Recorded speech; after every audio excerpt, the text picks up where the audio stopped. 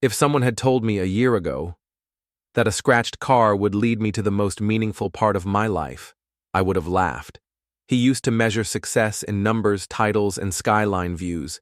She found meaning in roots, petals, and small acts of care.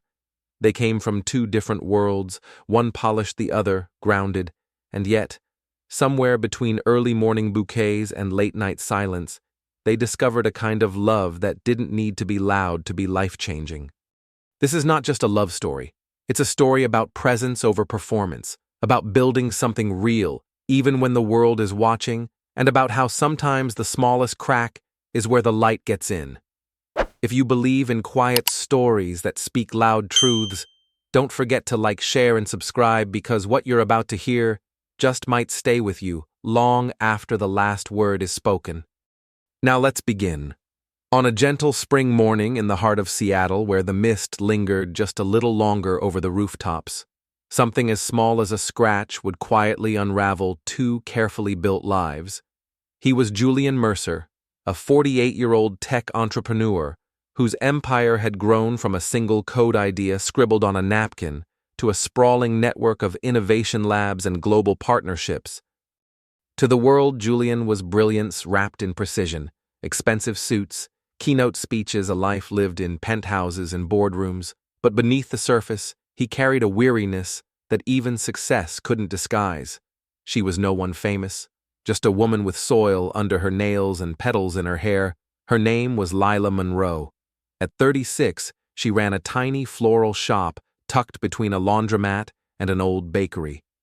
She spent her days coaxing beauty out of stems and silence, her world colored by blossoms and kindness, not by balance sheets or applause. Their lives were never meant to intersect.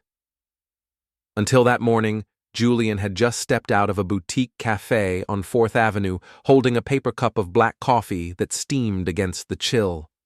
He was half listening to a voice message from his legal counsel when a piercing sound split the moment, metal dragging against metal, abrupt and unforgiving. His eyes lifted, and there it was. A long, uneven scrape ran across the side of his charcoal gray Bentley. Not just a scratch, but a wound, jagged, unmistakable. Frozen a few feet away stood a woman clutching a bicycle with trembling hands. Her jacket was damp from the drizzle, her cheeks tinged with panic and wind. She looked nothing like the people Julian usually surrounded himself with. Her coat was frayed at the sleeves, her jeans bore smudges of green paint, and her boots had clearly walked more life than style. But it was her eyes that held him still.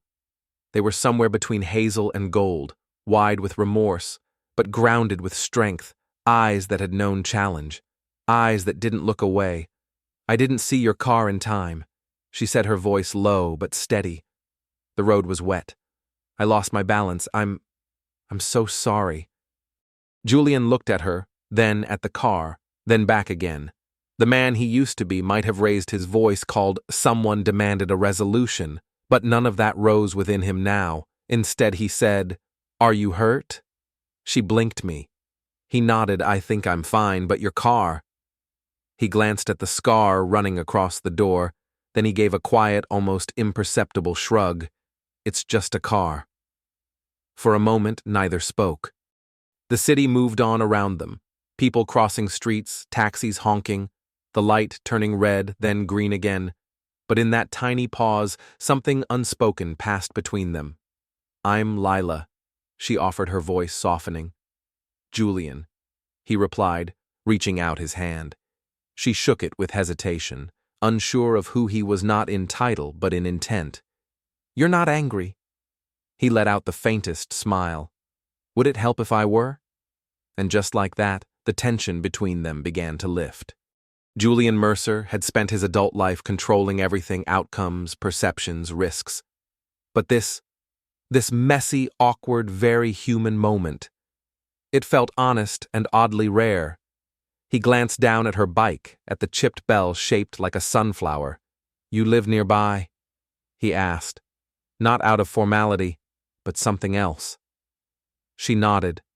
"I run a flower shop down the block, just around the corner from the used bookstore with the green awning." He looked at her again, truly looked. And for the first time in what felt like a long while, something in him stirred, something that had nothing to do with business or brilliance or being seen. A quiet beginning, born from a scratch in the rain. "I didn't turn fast enough," Lila murmured, her voice frayed at the edges. "The tires slid. I didn't see it coming until it was too late."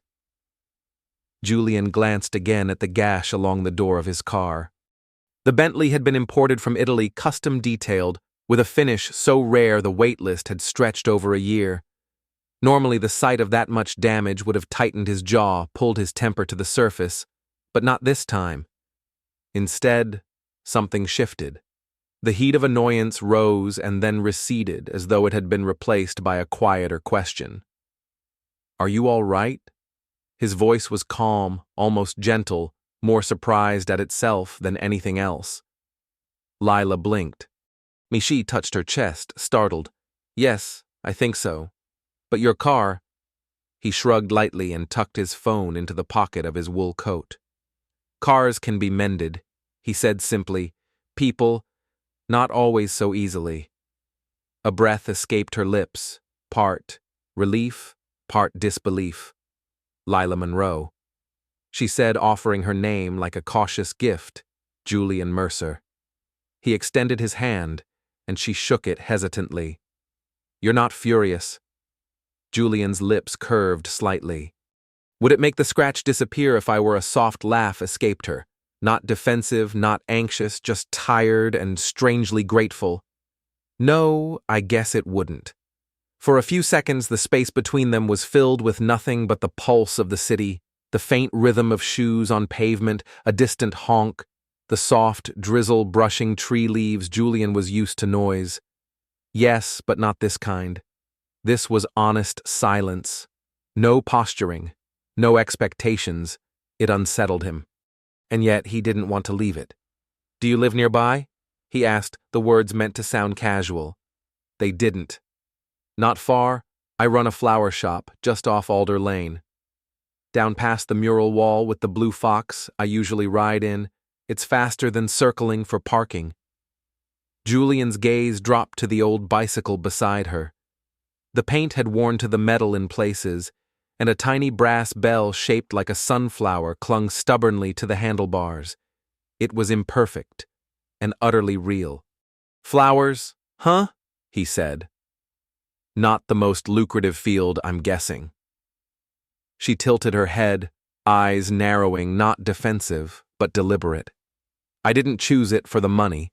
I chose it because it gives something back. There's a kind of alchemy in turning mess into beauty. And when someone walks out holding a bouquet that reminds them of their grandmother or their first love, well, that matters to me." Julian was quiet. He hadn't expected that. In his world, words were weapons or tools used to pitch, persuade, outmaneuver, but this was something else entirely. Truth without polish, passion without agenda, and somehow it made him want to know her more.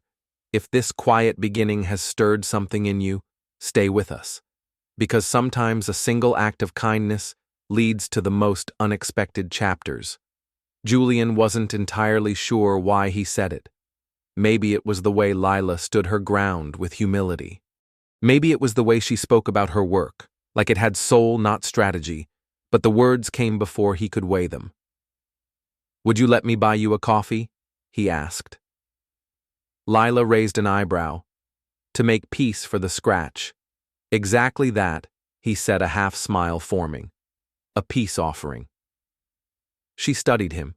There was no recognition in her eyes, no awe, no calculation, only curiosity and the slightest glimmer of amusement. "All right," she said at last, "but I choose the spot." 15 minutes later they were walking down a quieter stretch of town, away from the polished storefronts and sleek facades. The city softened here, painted walls, creaky signage, laughter spilling from tiny open windows.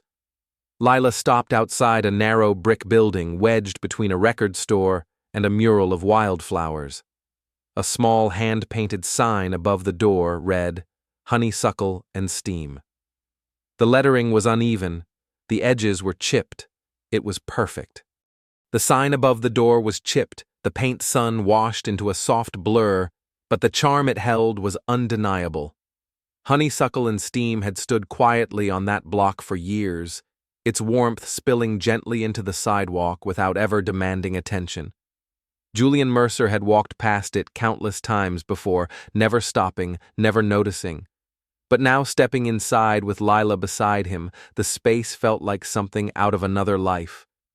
The scent of cinnamon clung to the air, mingling with fresh espresso wooden shelves lined the walls holding mugs that didn't match but somehow belonged together.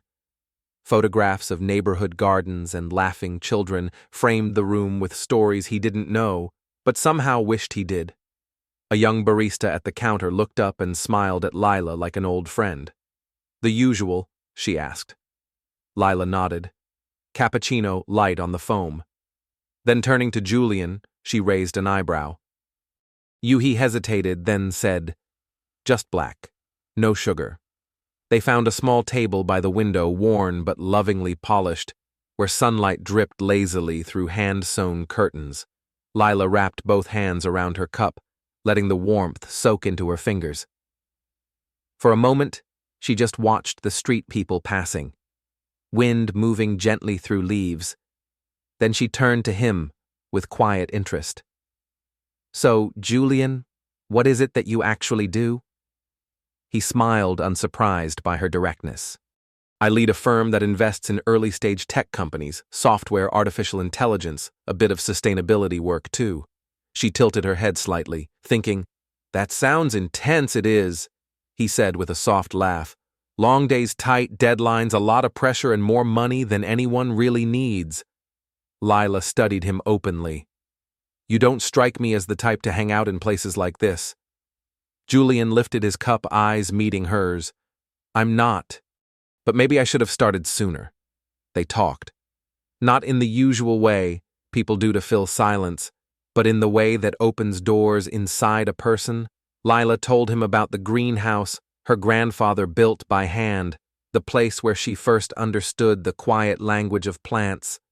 She spoke of mornings before dawn, hands deep in soil, finding peace in petals and stems, of watching strangers cry when they received flowers meant for someone they'd loved and lost.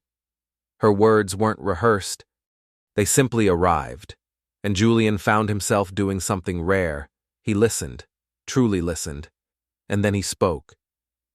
He told her, hesitantly, how sometimes after the meetings and awards and dinners, he'd sit alone in his penthouse overlooking the city and wonder why it all felt hollow, that the last real conversation he'd had, the kind that made him feel seen, was one he couldn't even remember. Lila didn't flinch. She didn't offer advice or sympathy. She just nodded as if she understood a loneliness that had no name. At one point, she glanced at his watch, a sleek piece of European design that probably cost more than her month's rent, and said with a soft smile, "You know, for someone who lives by the clock, you seem surprisingly still today." Julian looked down at his cup, then back at her. "That's because," he said quietly, "for the first time in a long while, I don't want to be anywhere else." The moment hung between them, unspoken, tender, fragile. Lila looked away, a smile playing at the corners of her lips. "Careful," she said. "You're starting to sound like someone who might enjoy real life." A pause, then a glance at the time. "I should get back," she added, her tone gentle.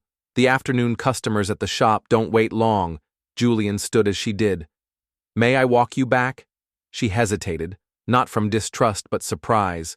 "You don't have to, I know, but I want to." They stepped out into the changing light of late afternoon. The rain had stopped, leaving the pavement damp and shining. The sun, now breaking through the clouds, turned the street into something golden and forgiving. They walked without speaking for a while, just two strangers who no longer felt quite so strange to each other. When they reached her shop, a cozy storefront lined with buckets of daisies and eucalyptus, Lila turned to him, half amused. "Well, Mr. Mercer," she said, "thank you for the coffee." Julian smiled. "Next time. Maybe I'll bring one to you." "Next time." Lila smiled, her voice half teasing. You should try something a little less boardroom, a lavender latte maybe. Julian laughed, hand brushing the side of his coat. All right, lavender it is. You have my word. She gave a small wave and slipped back into her shop, the bell above the door giving a single soft chime. Julian didn't move right away. He stood there, hands in his pockets, eyes lingering on the modest display of flowers in the window. None of them were exotic, none of them rare, and yet there was a raw honesty in their arrangement, like someone had placed them there, not to impress, but to express. He couldn't explain it, not fully, but something had shifted. It wasn't the car scratch, it wasn't the coffee, it was something else, something quieter, deeper. And for the first time in years, Julian Mercer didn't want to rush on to the next thing. He returned to his apartment that evening, the usual skyline stretching beyond his windows. But the air inside felt different, like stillness had finally been invited in. The next morning, he took his walk along a slightly different route, a subtle detour that coincidentally or not led him past Lila's flower shop. The first time he told himself it was curiosity. The second time, it was sunflowers.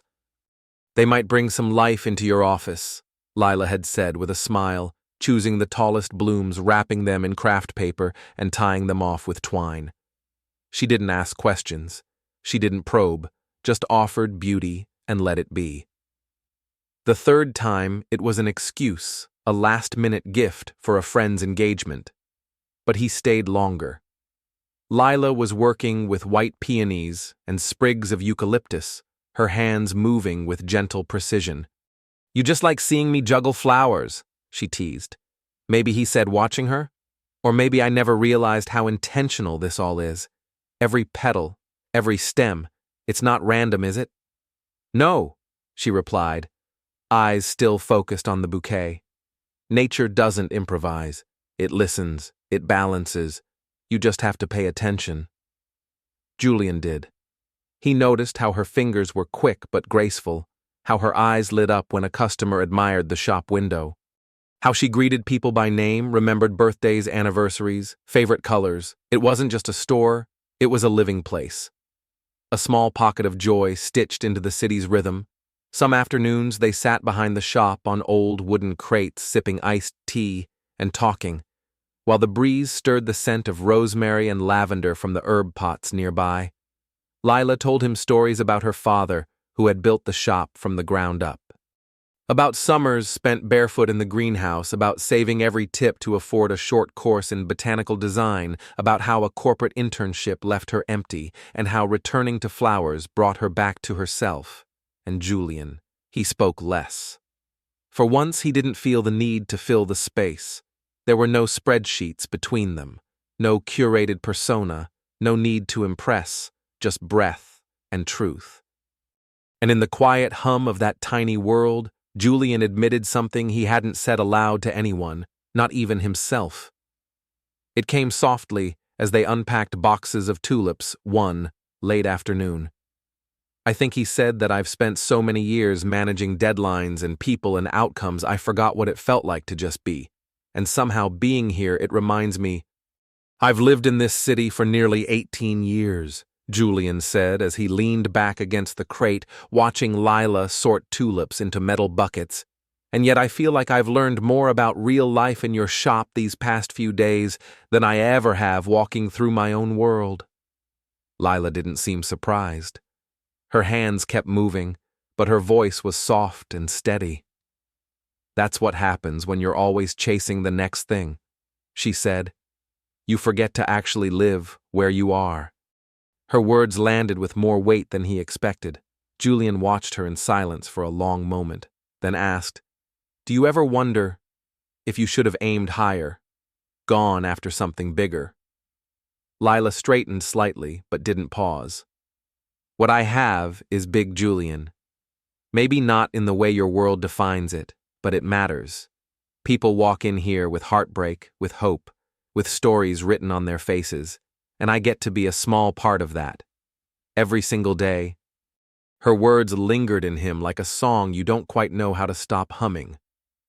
That night, Julian didn't go to the rooftop dinner he'd RSVP'd to.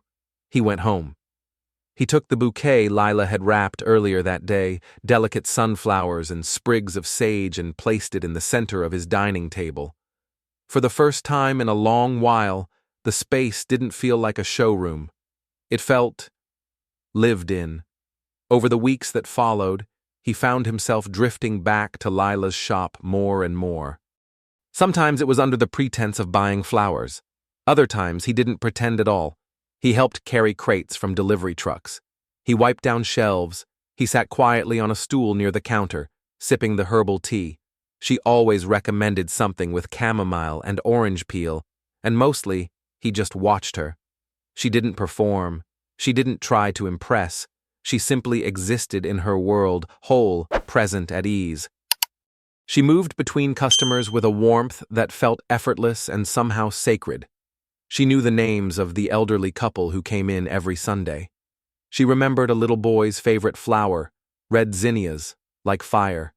She laughed with the lonely, comforted the grieving, and celebrated quiet joys without needing an audience.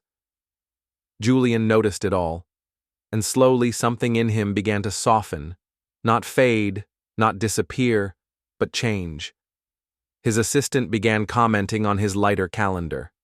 His driver blinked in confusion when Julian asked to be dropped off 6 blocks early just so he could walk through the neighborhood before reaching the shop. It didn't dull his ambition, but it began to redefine it. And though he didn't say it out loud, not even to himself, Julian had started to suspect something profound, that the most meaningful shift in his life wouldn't be found in a merger, a milestone, or a financial leap. It might just be found behind a flower counter where a woman created beauty not to be admired, but to be felt. The whispers began softly, as they always do. Curious smiles at business dinners, quirky remarks during board meetings, a half-teasing comment over cocktails. "So, Mercer, I hear you're trading algorithms for anemones these days." He laughed politely, brushing it off, but he could feel it. Eyes watching stories forming, and eventually they found him. One morning, he stepped into the shop with 2 coffees in hand, the usual for her. Something simple and warm. Lila greeted him with a smile, but it faltered almost instantly. She held up her phone. "Have you seen this?" On the screen was an article from a local culture site known more for its gossip than its journalism. The headline read, "From Wall Street to Wildflowers Tech Mogul, Julian Mercer and the florist from the other side of town." There was a photo clearly taken without their knowledge. Julian was laughing, holding a bouquet. Lila beside him, apron flecked with pollen, her face turned toward him with quiet ease. The tone wasn't cruel, but it wasn't kind either. It painted them as a curiosity, a contradiction, a narrative to consume. Lila's voice was quiet. "They make it sound like I'm some kind of novelty." Julian's jaw tightened, but he said nothing right away, because even in her calm, he could feel the sting beneath her words. Julian's jaw tightened as his eyes scanned the article on her phone. He hadn't known anyone was watching. Not like that. The photo was candid too. Candid. Him smiling, bouquet in hand. Lila beside him, apron smudged with pollen, head turned toward him mid-laugh, and just below that the headline, "Tech Golden Boy, trades billion-dollar deals for bouquets, a romance in bloom, or a publicity ploy." He looked up, but Lila had already folded her arms across her chest. "It's not just that they saw us," she said. "It's how they wrote it, like I'm some kind of experiment. A quirky subplot in your very curated life." "I'll call someone," Julian said quickly. "We can get it pulled. Issue a statement." Lila shook her head, firm but quiet. "That's not the point, Julian." Her voice wasn't angry. That might have been easier. It was disappointment, and somehow that stung more. "You get to manage how the world sees you," she continued. "You have people for that. Lawyers, publicists. I'm just me." For the first time since they'd met, a space opened between them, not measured in distance, but in weight. The kind of space where understanding falters and uncertainty begins to grow roots. That evening, Julian found himself at a high-rise private club, an investor's dinner he couldn't avoid. The room shimmered with crystal and curated conversations. Normally, he could slip into this world effortlessly, all polished charm and strategic presence. But tonight, everything felt louder than it was. Or maybe it was just his awareness. He heard the murmurs. His name in the pauses between champagne toasts, the not-quite laughter cloaked in curiosity. Then came the voice he had expected. Keeping a low profile. Mercer. It was Cameron Rhodes, an old university friend and current board member on one of Julian's ventures. Julian offered a tight smile. Something like that. Cameron swirled his drink lazily. I read about your floral detour. She's beautiful, no doubt, refreshing even. But you know how these things go. Worlds like yours don't usually bend. They snap. Julian's eyes met his steady. What world is that exactly? One where authenticity is a liability.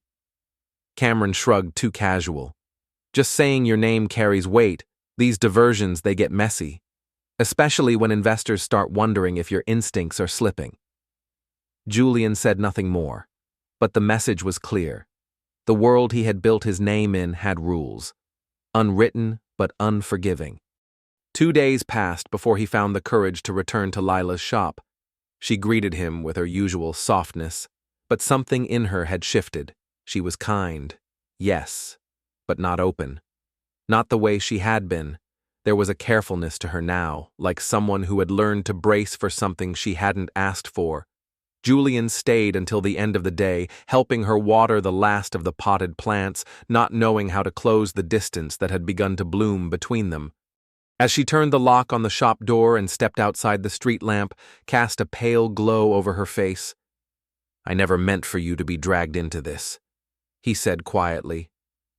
Lila looked at him, her eyes carrying the fatigue of too many thoughts unspoken. But I was Julian, and I don't know what to do with that. My life was simple. Now I feel watched, judged, like I'm being turned into someone I'm not. He reached for her hand, but she gently pulled back. This isn't about you being kind. I know you are, but the world you live in, it has rules, expectations, spotlights, and I don't belong there. Not really. Julian's voice was low but steady. Then maybe those rules need to change. She met his gaze, and for a moment, something flickered in her eyes. Hope, maybe, but it didn't last. That's easy to say, she whispered. Harder to live with. And then she walked away. Not with anger, not with drama, just quiet resolve. Julian stood there long after she disappeared into the shadows in front of the shop where something tender had once begun.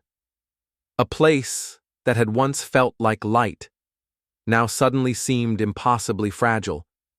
In the days that followed, the space between them didn't grow out of conflict, but from something softer, something quieter. Absence. She didn't shut him out completely, but the warmth in her voice had cooled. Their exchanges, once filled with ease and subtle laughter, were now careful. Polite. As if she were slowly closing the door she had once left open for him. The way she spoke to him now was different. Not cold, but cautious.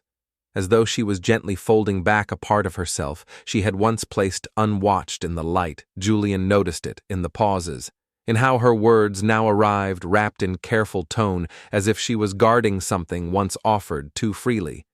He texted. He called.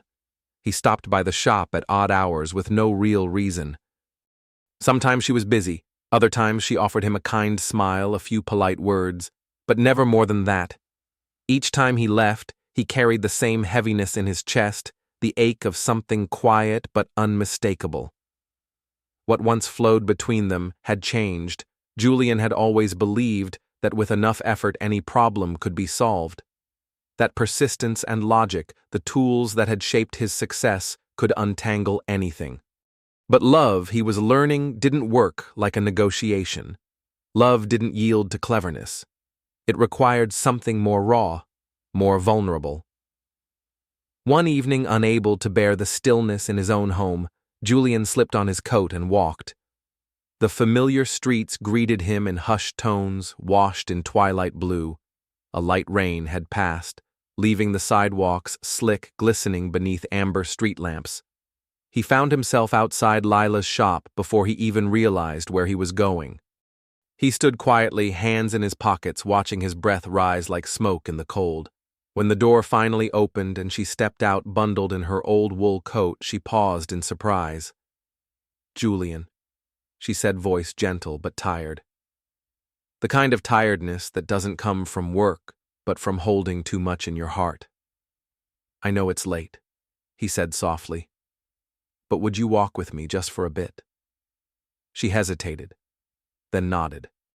They walked side by side down the quiet street, the rhythm of their steps sinking without effort, though neither of them quite knew where they were heading. For a long time they said nothing. The silence was both comfortable and fragile. Finally, Lila spoke.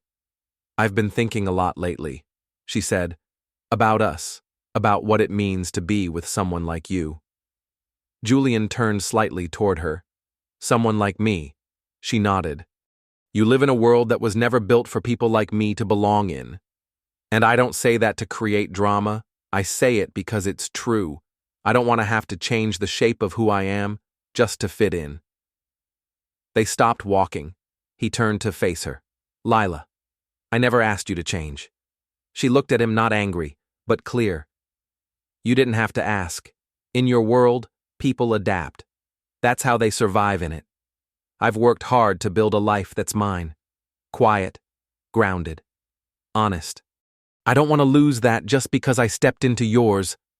Julian's chest ached because he could feel the truth of it.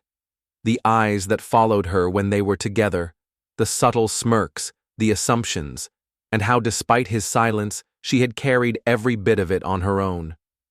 "I've seen how people look at me when we're together," she continued, "like I'm just passing through.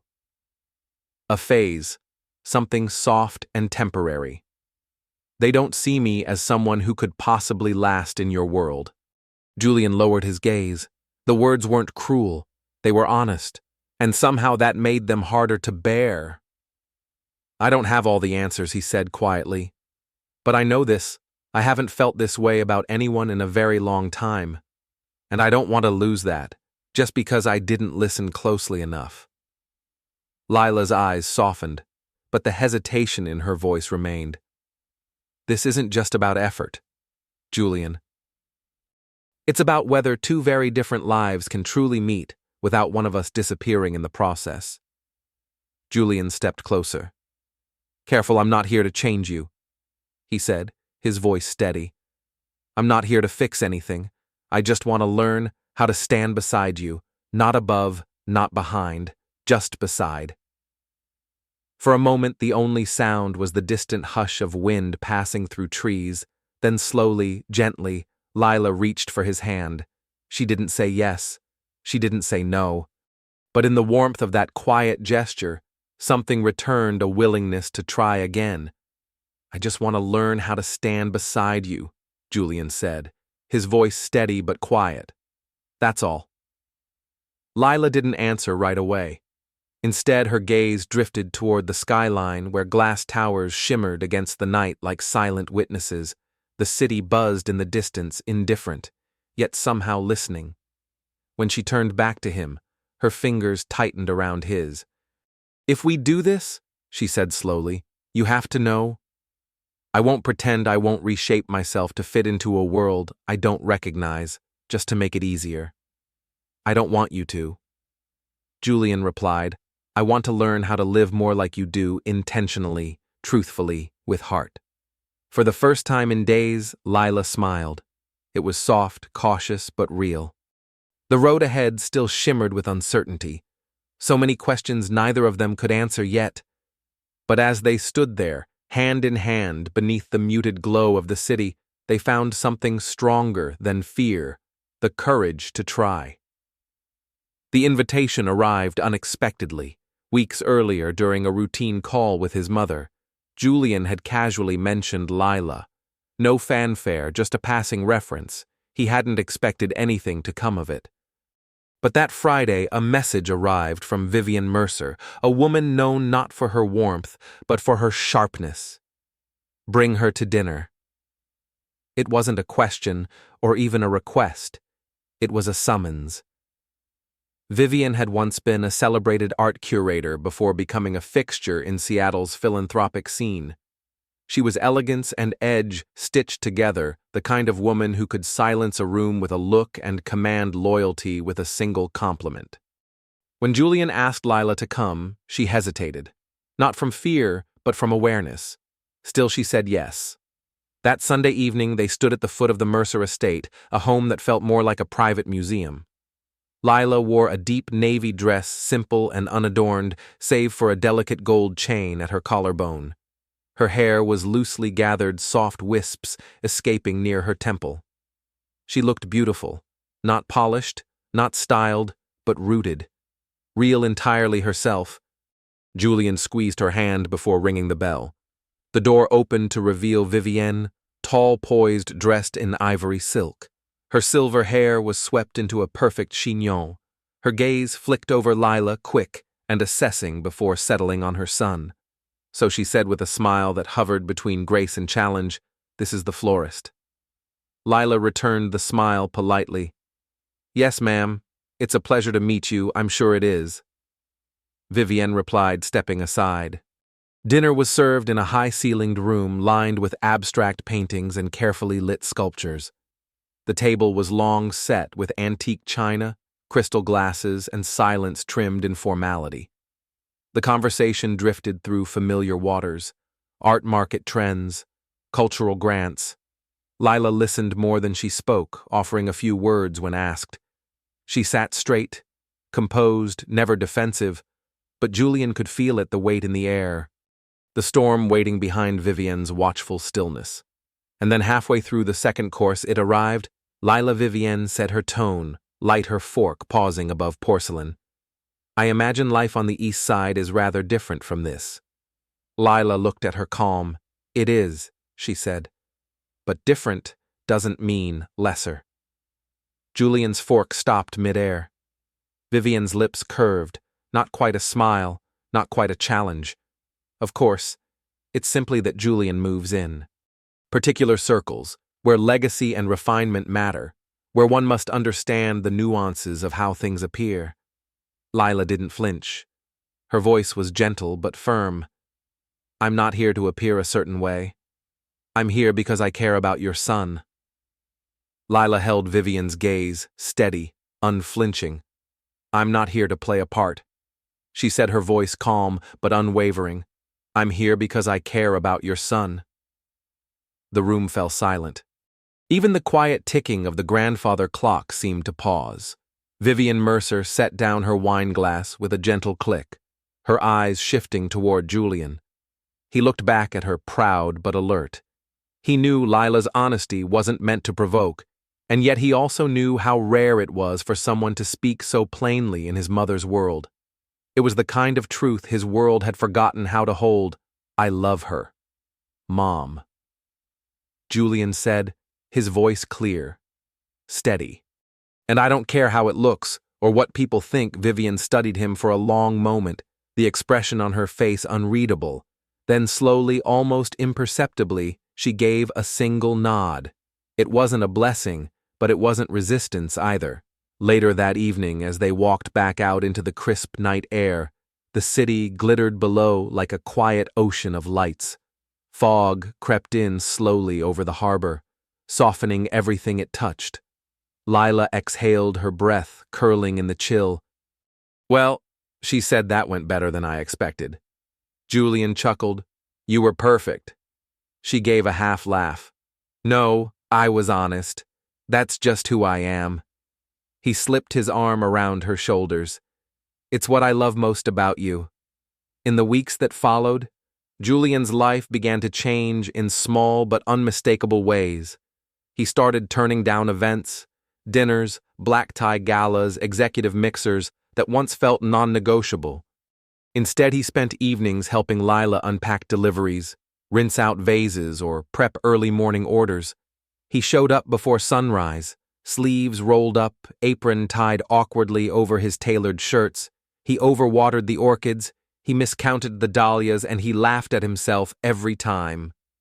At first, customers were surprised, some even whispered, but eventually they stopped seeing him as Julian Mercer, the tech mogul.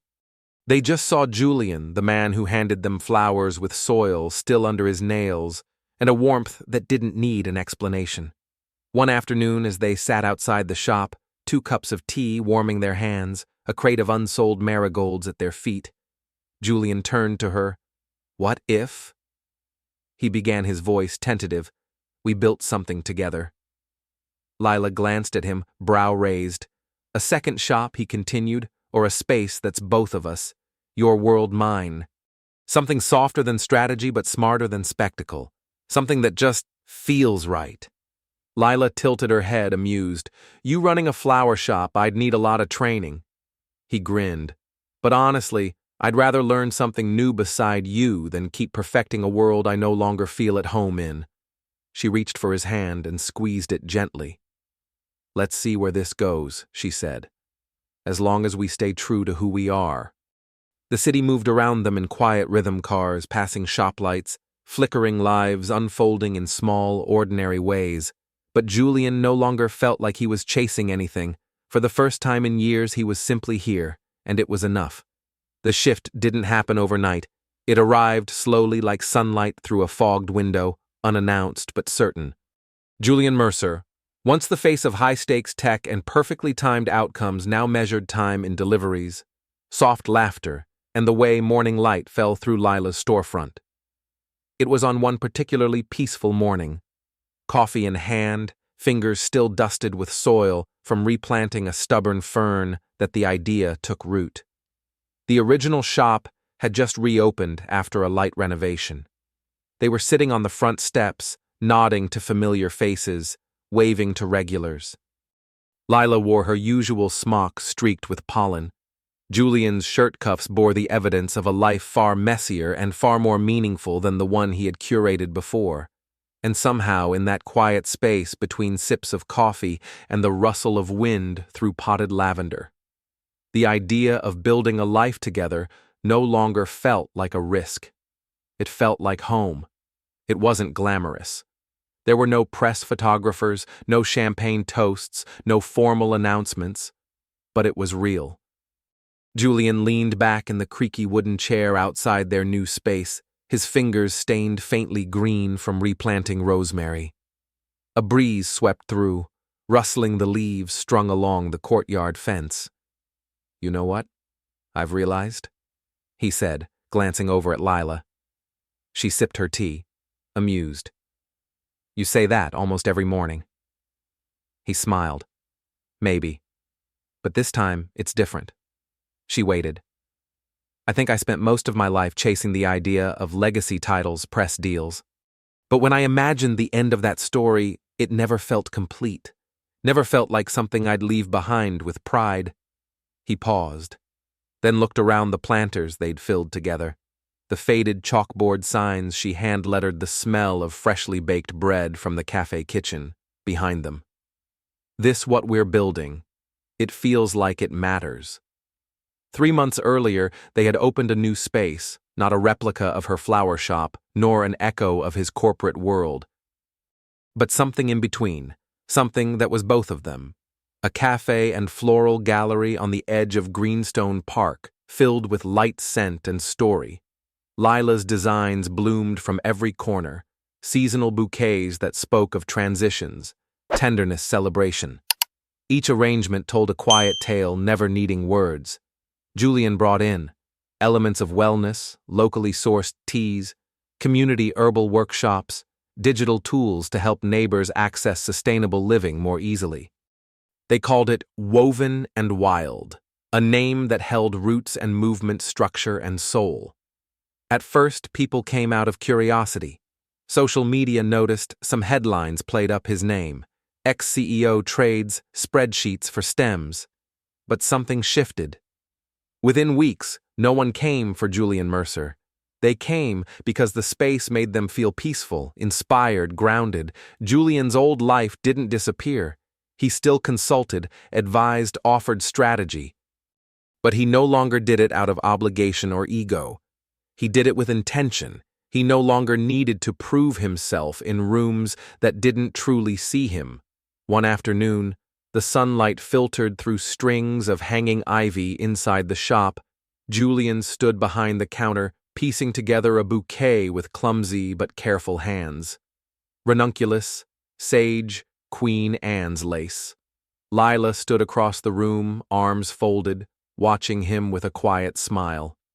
"You've come a long way," she said. He looked up. "Think I'm ready to take over?" She laughed softly. "Maybe the junior apprentice level." He grinned, holding up the slightly crooked bouquet. "Fair." She took it from him, fixing the stems with a grace that still left him in awe.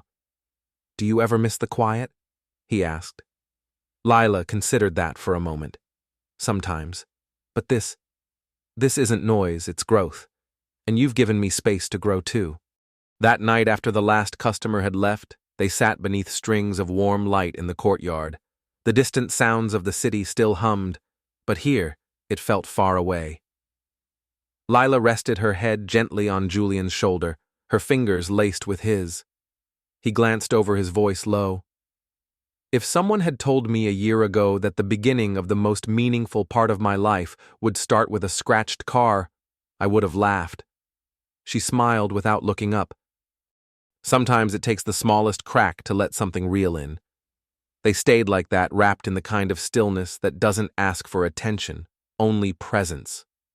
There were no cameras, no milestones, no metrics, just two people who had stopped chasing the version of life they were told to want and instead learned how to live the one they were quietly building together. Julian Mercer once measured success by skyline views, quarterly gains, and being seen.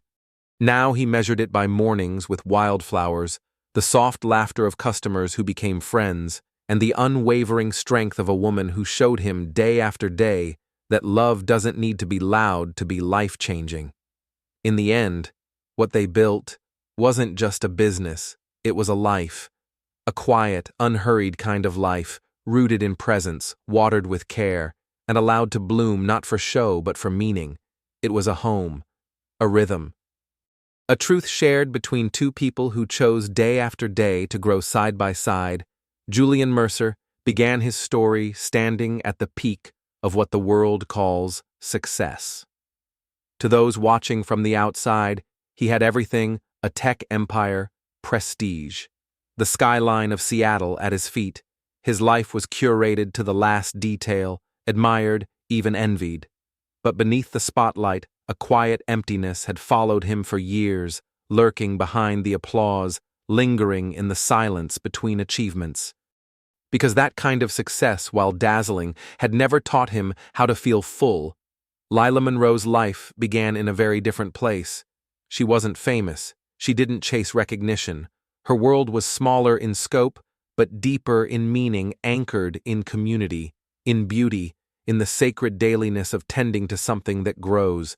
She lived for joy, not scale, for connection, not acclaim. And somehow, on an ordinary street corner under gray skies and beside a scratched car door, their worlds collided. What could have been a fleeting apology became a slow, brave unfolding. They faced what most would fear: differences in class, in culture, in how loudly their worlds spoke. They weathered judgment, misunderstandings, and the quiet ache of self-doubt. Julian wrestled with his legacy, how much of it had been built to be seen, not felt. Lila feared losing the life she'd crafted with such honesty, but they kept choosing each other not because it was easy, but because it was real. Not in grand, sweeping declarations, but in the simple bravery of showing up again and again with open hands and honest hearts. Together, they redefined success. It wasn't about the right circles or the perfect optics. It was about shared mornings in a shop that smelled like soil and cinnamon. It was laughter over crooked bouquets, silence over tea, tired hands, and full hearts. Julian didn't fall in love with Lila to escape his world. He fell in love with who he became in hers. And Lila didn't change to make space for him. She made room beside her for the version of him willing to stand in the light as he truly was. The deeper message in their story is this: a meaningful life isn't built on applause, it's built on peace, on intention, on the quiet courage to choose what feels true even when it doesn't look impressive, in a culture that tells us to be louder, faster, richer. What if the bravest thing we could do was simply slow down and ask ourselves, what do I actually value? What kind of life do I want to come home to? Who do I want to become when no one else is watching? Julian and Lila's story reminds us, it's never too late to choose again, to trade performance for presence, prestige for purpose, and legacy for love. Their journey isn't just about romance. It's about reimagining what a good life can look like when we stop performing and start belonging. Now we'd love to hear from you. Have you ever had a moment when life invited you to choose differently? What does living authentically mean to you? Share your thoughts in the comments below. Your words may be the quiet light someone else needs to see. And if this story moved you even for a moment, consider subscribing to our channel. Your support helps us keep telling the stories that heal, uplift, and connect us. Let's keep writing the kind of stories that remind us who we really are. Until next time, thank you for listening. And remember, sometimes the quietest love is the one that changes everything.